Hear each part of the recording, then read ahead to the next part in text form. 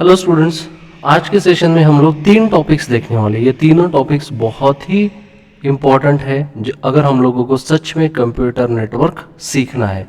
तो पहला पॉइंट है process to process communication, process to process communication. Then उसके बाद आएगा end to end communication, end to end communication. And तीसरा आएगा point to point communication, point to point communication. ये तीनों चीज़ें लगती है हमारे कंप्यूटर नेटवर्क में। अगर एक प्रोसेस दूसरे प्रोसेस के साथ कम्युनिकेट करना चाहती है तो इन तीनों चीज़ों का यूज़ करते एक प्रोसेस दूसरे प्रोसेस के साथ कम्युनिकेट करती है।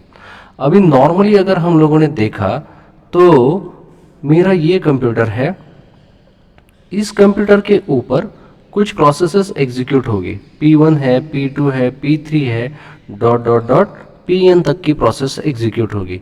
अभी मेरा दूसरा एक कंप्यूटर है, हम लोग बोलेंगे यहाँ पे, ठीक है। तो इसमें भी P1, P2 dot dot dot Pn करके प्रोसेसेस एग्जीक्यूट होगी। तो अगर ये जो दो कंप्यूटर है ये दोनों एक दूसरे के साथ कनेक्टेड है, किससे कनेक्टेड है? दिस इज माय इंटरनेट और my network, we can say, right, network और इंटरनेट। तो मेरा मशीन नेटवर्क के साथ कनेक्टेड है, ये वाला मशीन भी नेटवर्क के साथ कनेक्टेड है। अभी क्वेश्चन मेरा ये है कि अगर ये प्रोसेस सपोज P3, इसके ऊपर की जो प्रोसेस P3 एग्जीक्यूट हो रही है, ये वाली प्रोसेस दूसरे मशीन के P1 प्रोसेस के साथ कम्युनिकेट करना चाहती है, तो वो कम्युनिकेशन कैसे होगा? तो इसके बारे में हमें जानकारी लेनी है। इन दो मशीन्स को हम लोग होस्ट मशीन्स बोलेंगे या एंड डिवाइसेस बोलेंगे, राइट। तो ये मेरा हो गया होस्ट मशीन और एंड डिवाइस, राइट। तो ये प्रोसेस जब इस प्रोसेस के साथ कम्युनिकेट करेगी तो वो कैसे करेगी? नॉर्मली अगर इसे थोड़ा सा एक्सप्लोर किया हम लोगों ने प्रॉपरली और नेटवर्क के कॉन्सेप्ट्स थोड़े ढंग से पढ़े तो हम लोगों को समझ में आएगा कि ISO OSI मॉडल जो होता है वो ISO OSI मॉडल बहुत क्रूशियल रोल प्ले करता है कुछ चीज़ों में। ISO OSI मॉडल के बारे में हम लोगों ने एक वीडियो बनाया था, तो वो वीडियो आप देख सकते हो, वो मेरी प्लेलिस्ट में अवेलेबल हो सकता है, होगा।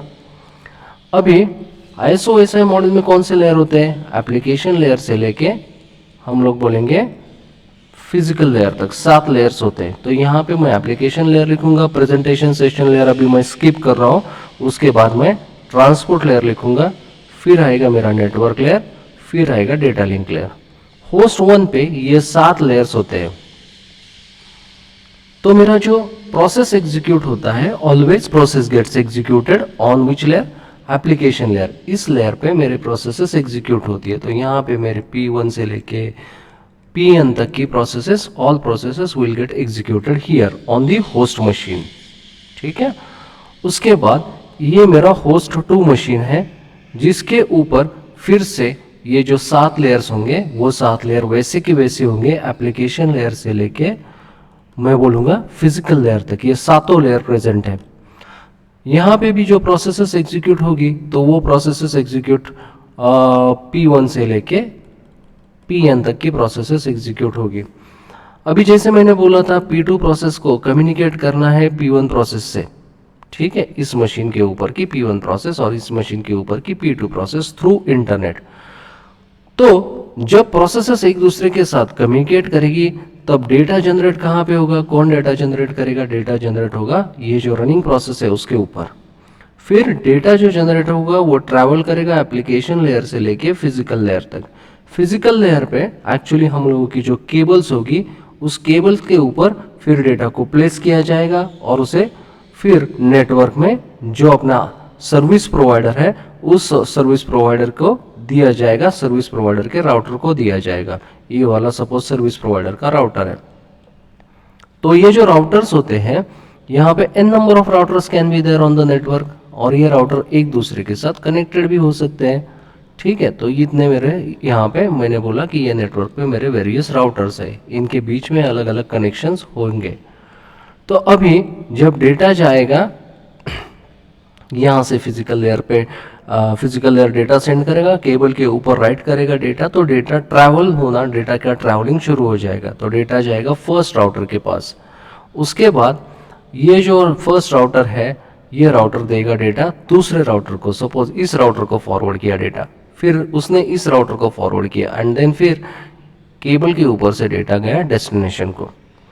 डेस्टिनेशन को जब डेटा जाएगा तो डेस्टिनेशन मशीन को डेटा मिलेगा फिजिकल लेयर से, फिर वो फिजिकल लेयर से डेटा भेजा जाएगा डेस्टिनेशन मशीन पे, डेटा लिंक लेयर पे, फिर data link layer data transfer करेगी नेटवर्क लेयर के पास, and then data will be sent to the transport layer, and transport layer will give that data, forward that data to the application layer. application layer पे processes are getting executed। तो जिस process के लिए data भेजा गया है, इस case में P1 प्रोसेस के लिए डेटा भेजा गया है, तो एप्लीकेशन लेयर डेटा फॉरवर्ड करेगा P1 प्रोसेस को। तो इस टाइप से ओवरऑल कम्युनिकेशन होगा। लेकिन हम लोगों को इसमें देखना है कि जो 3 पॉइंट्स है कम्युनिकेशन के, वो कौन कौन से हैं। तो मैंने बोला कि P2 से डेटा जाएगा P1 के ऊपर, तो ये दो प्रोसेस एक दूसरे के साथ कम्युनिकेट कर रही है। Ultimate target is process needs to communicate with each other, right. तो अल्टीमेट एम इज हम लोगों को अचीव करना है प्रोसेस टू प्रोसेस कम्युनिकेशन। तो प्रोसेस टू प्रोसेस कम्युनिकेशन जब हम लोग अचीव करेंगे, तो वो अचीव करने के लिए हम लोगों को 2 और टाइप के कम्युनिकेशन लगेंगे। तो उसमें एक होगा होस्ट टू होस्ट कम्युनिकेशन, और उसे हम लोग बोलेंगे end to end communication also, right.